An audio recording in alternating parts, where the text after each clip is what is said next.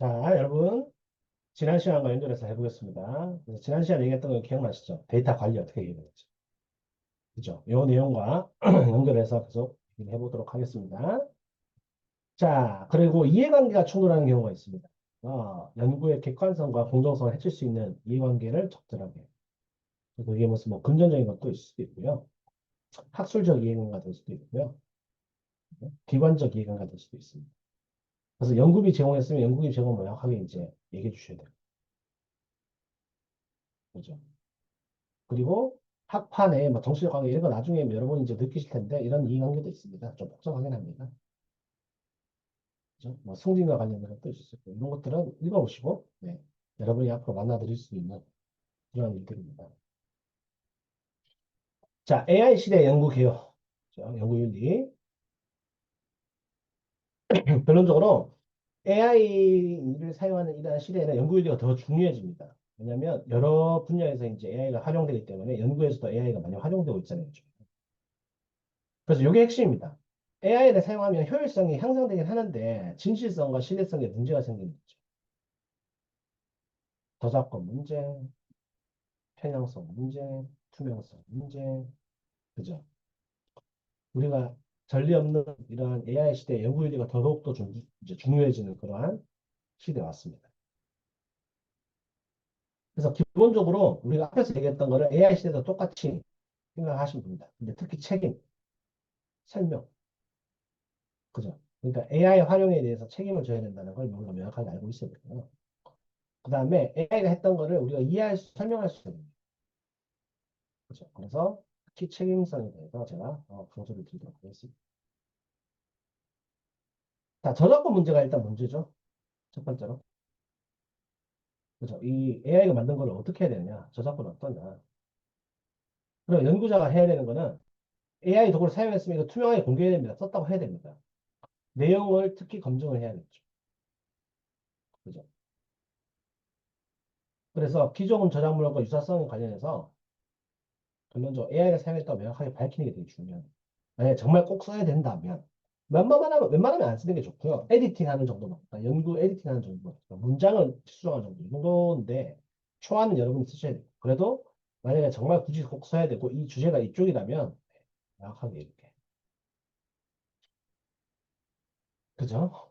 자, 그다음에 학술적으로 정직성을 위해서 연구자가 어떻게 했는지 얘기해요. 왜냐하면 AI가 연구를 해버리면 이게 이제 AI의 작품인지 인간의 작품인지 알 수가 없잖아요. 사실상 검증도 잘 안 되죠, 미리. AI성. 이게 맞는 거냐? 그래서 우리가 hallucination, 환각 효과라고 표현하잖아요. 왜냐하면 AI는 없는 거를 만들어내요. 그래서 제가 앞 전주에서 뭐라고 설명드렸냐면 챗GPT나 생성형 AI를 통해서 참고문헌을 찾지 마시라. 없는 연구, 세상에 존재하지 않는 연구를 막 만들어낸다. 이거 조심하셔야 된다. 제가 여러 번 강조드렸거든요. 그죠? 그 이유가 여기에 있습니다. 그죠? 결론적으로 AI가 도구지 공저자가 아니다. 최종 책임은 여전히 연구자한테 있으며 비판적 검토와 팩트 체킹을 반드시 AI가 만들어낸 이 결과물에 대해서 맞는지 맞는지 최종적으로 확인 지는 것은 인간입니다. 인간. 다른 사람이 아닙니다. 인간이 무조건 인간이 해야지만 우리가 정확하게 표현할 수.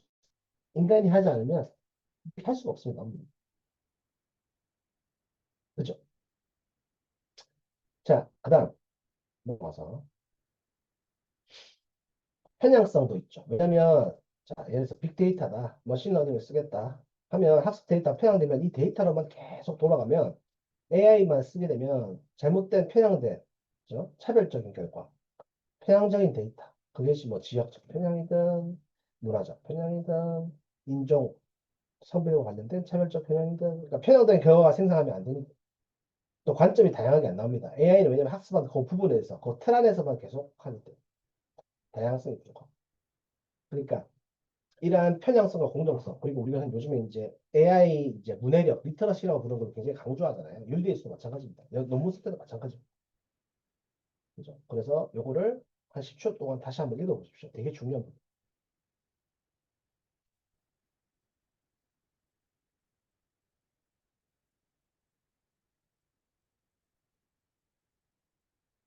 우리가 결론적으로 해야 되는 건 뭡니까? 맨 밑에 한번 보실까요? AI 도구를 사용할 때 그죠? 잠재적인 편향성을 항상 염두에 두고 다양한 관점에서 결과를 검토해야 된다. 여러 가지 소스를 통해서 우리가 크로스 체크를 해야 된다. 편향되게 하면 안 된다. 우리가 계속 이렇게 얘기하고 있는 거잖아요. 그죠? 자, 그 다음, 개인정보도 무분별하게 하면 안 되죠. 동의 없이 무분별하게 하면 안 되는 거죠. 그죠? 자, 그 다음, 대표적으로 AI 도구들이 이런 게 있습니다. 그럼 예를 들어 생성형 AI다, 대화형 AI다라고 했을 때는 일단 기본적으로 의도치 않게 표절할 수가 있고 사실 검증이 어려운 게 있고 환상 효과, 할루시네이션 효과가 나타나죠. 코딩 같은 경우에는 보안에 취약하고 코드의 저작권에서 문제가 생길 수 있죠. 분석 도구에서는 데이터가 잘못 편향되게 인식할 수 있죠. 이러한 이미지에서는 저작권이 또는 딥페이크 이런 게 요즘 문제되잖아요. 그러니까 대화형, 생성형 AI 도구들, 코딩 도구들, 분석하는 도구들, 이미지 생성하는 도구들, AI를 활용했을 때는 반드시 더블 체크를 해야 되는 겁니다. 더블 체크. 그죠?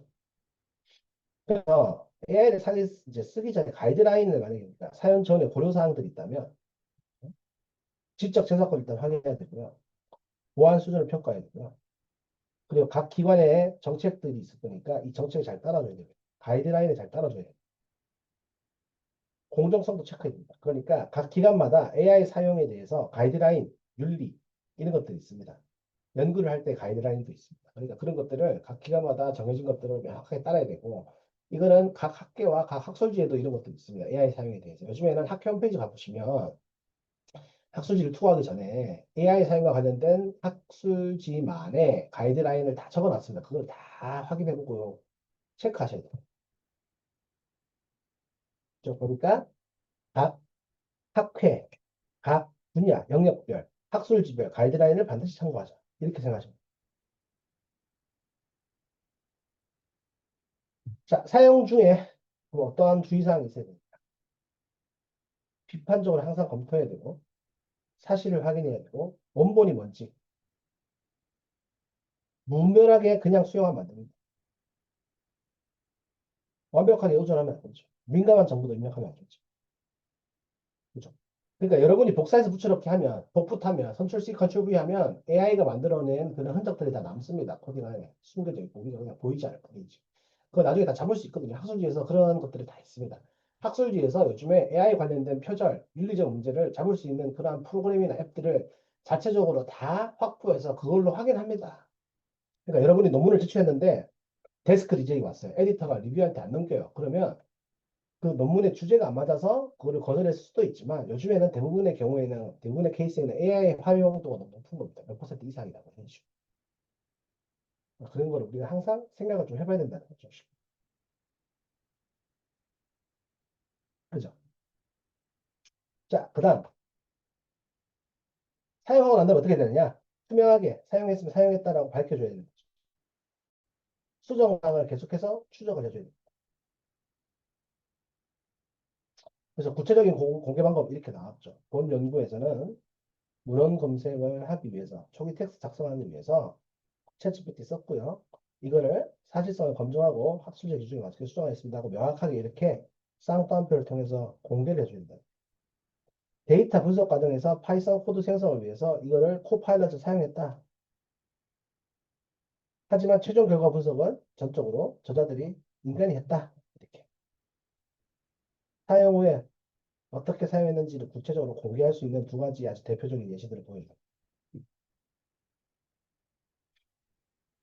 자, AI 사용 정책이 이제 학술지마다 조금 다릅니다.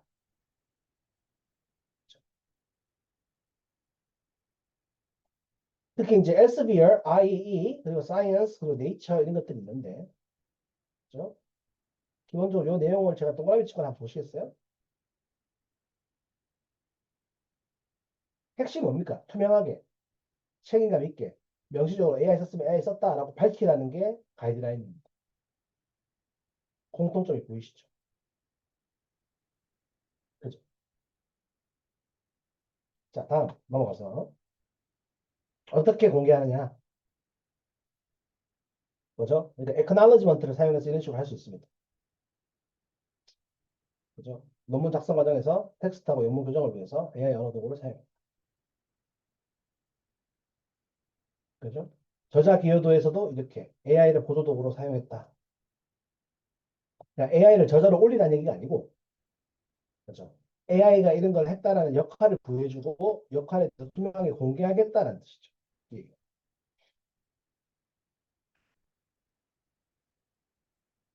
자, 그러면 AI 시대에 동료 심사 윤리도 있습니다. 심사자로서 독창성에 대해서 AI가 한 게 아닌지를 확인해 봐야 됩니다. 편향성이 있나 없냐, 오류도 검토해 봐야 됩니다. 편집자다, 에디터다라고 하면 심사 기준을 명확하게 투구하는 사람한테 제시해주고 소통을 하고 기준을 만들어야 돼요. 그래서 요즘에는 이제 평가위원들, 심사위원들, 논문지 심사위원들이 이 AI 시대에 알맞는 연구윤리 교육을 되게 많이 받습니다. 저도 제가 이제 리뷰하고 있는, 제가 심사위원으로 있는 학회지에 이제 세미나나 워크숍을 자주 갑니다. 방학 때마다 가고. 그러면 AI 시대의 새로운 윤리 교육에 대해서 계속해서 교육을 받습니다. 그러한 교육들은 대학원생인 여러분도 받아야 되지만 저도 심사위원이니까 저도 받아야 되지. 그러니까 지속적인 교육이 필요하고 지속적으로 얘기해야 돼요. 아무리 강조해도 지나치지 않다라는 것이 이 연구윤리 교육입니다. 특히 AI 시대에. 아시겠죠? 자, 그래서 결론적으로 AI가 자동으로 데이터 수집하는 거 조심해야 됩니다.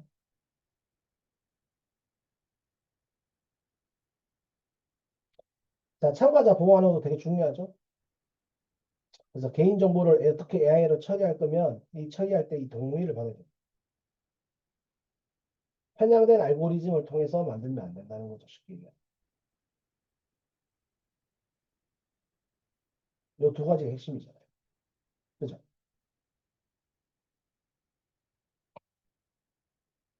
자, 그러면 사례를 통해서 한번 볼까요?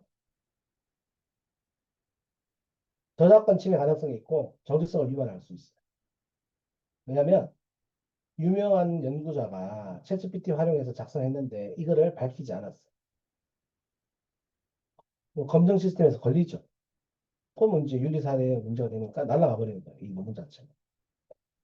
그죠? 그리고 이 연구자가 문제가 더 심각하게 될 가능성도 없죠. 연구 윤리 위반으로 처벌받을 수도 있는. 자, 또 다른 거. AI 알고리즘을 사용했다. 그죠? 그러니까 결론적으로 대부분이 예를 들어서 뭐 백인 남성 한다. 남 50대만 되어 있다. 그럼 결론적으로 대표성이 부족하죠. 다양성이 없으니까. 공정성도 위반되죠. 편향성이 있습니다. 사회적 불평등가 심화되죠. 그러니까 특히 의학 연구에서는 이 진단 알고리즘을 개발한다라고 가정했을 때 어떤 특정 연령대, 특정 인종, 그죠? 특정 나이대, 특정 성별, 특정 문화 이렇게 하면 안 된다는 얘기입니다. 다양한 연구 집단을 나타내요.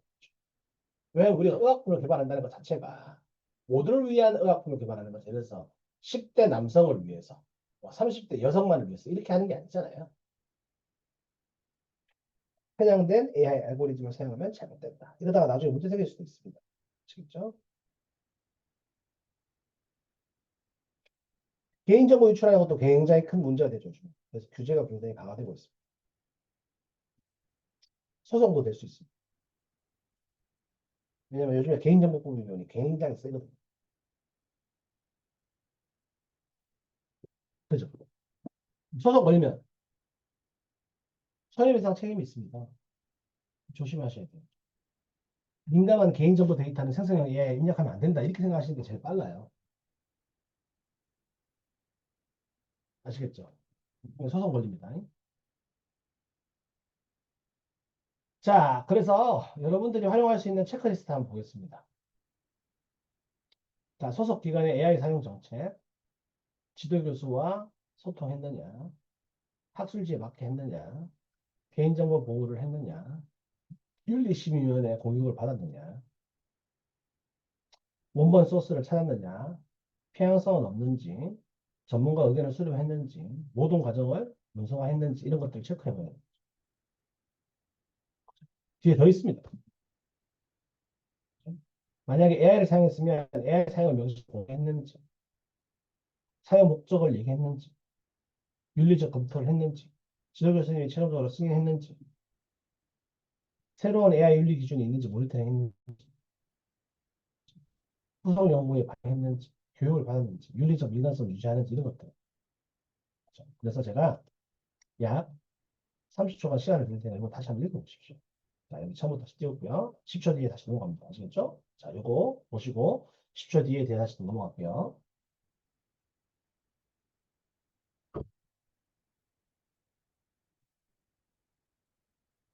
다음 거 넘어가 볼게요.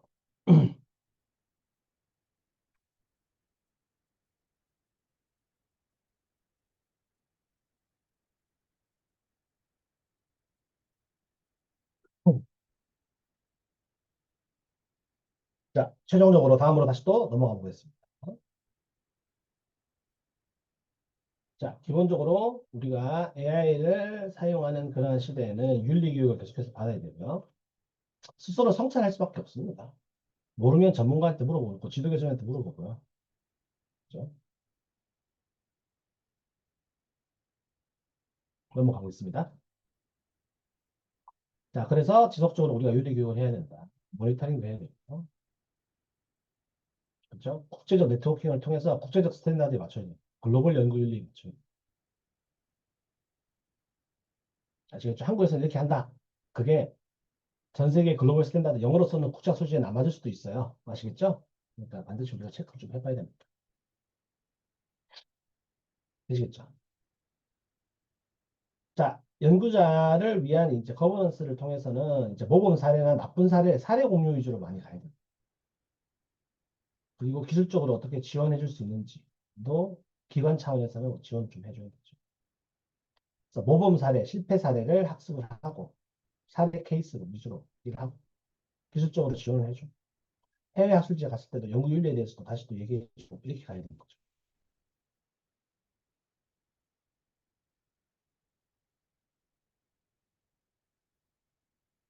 아시겠죠? 그리고 나서 이거 뒤에 한번 봅시다. 일단 기본적으로 지역별로 또 다르기도 하는데 글로벌 스탠다드 맞추면 좋습니다. 그래서 EU에서는 이 두 가지를 얘기했고요.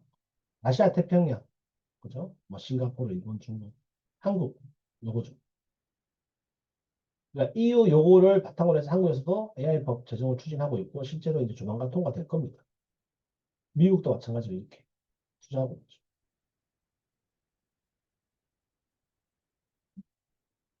자, 연구 분야별로 한번 볼까요? 자, 저는 사회과학에 있으니까 사회과학에 한번 봅시다. 인간의 행동을 다양하게 네, 사회적 필요성, 문화적 방향성, 개인정보 보호, 참여자 동의 이런 게 문제죠. 의료에서는 환자의 안전, 임상시험할 때 조심해야 돼요. 경영학이다. 경영학이다. 사회과학이다. 시장의 공정성, 불평등, 고객의 프라이버시, 공학이나 기술이다. 시스템이 안전한지, 환경적으로 계속하는지, 사회적 수용성이 되는지 이런 것. 자, 이것도 제가 보여드릴 테니까 본인 분야에 맞게 한번 읽어보세요. 10초 드릴게요.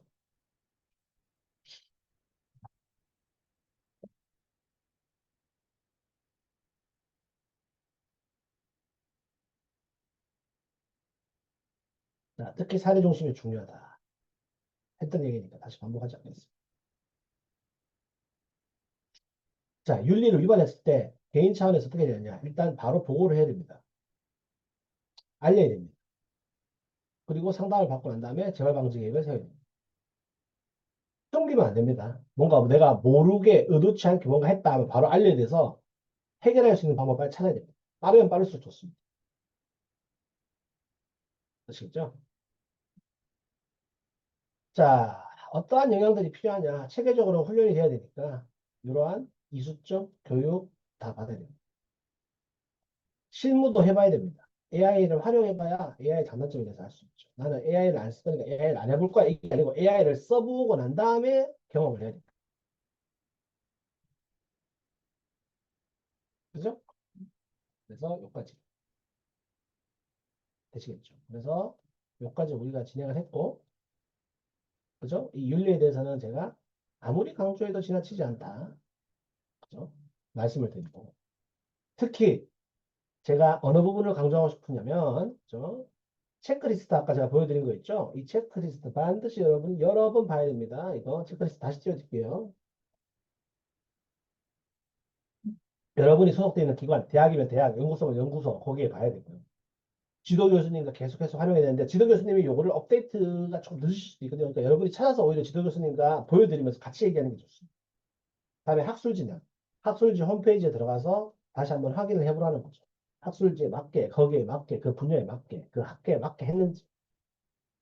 사람 대상으로 하면 개인정보 되게 요즘에 조심하셔야 됩니다. 개인정보로 소송 걸릴 수도 있어요. 그죠? 왜냐면 요즘 뉴스에 많이 나오잖아요. 어떤 통신사가 개인정보 유출해가지고 문제가 됐다. 막 이런 것들 뉴스에 많이 뜨잖아요.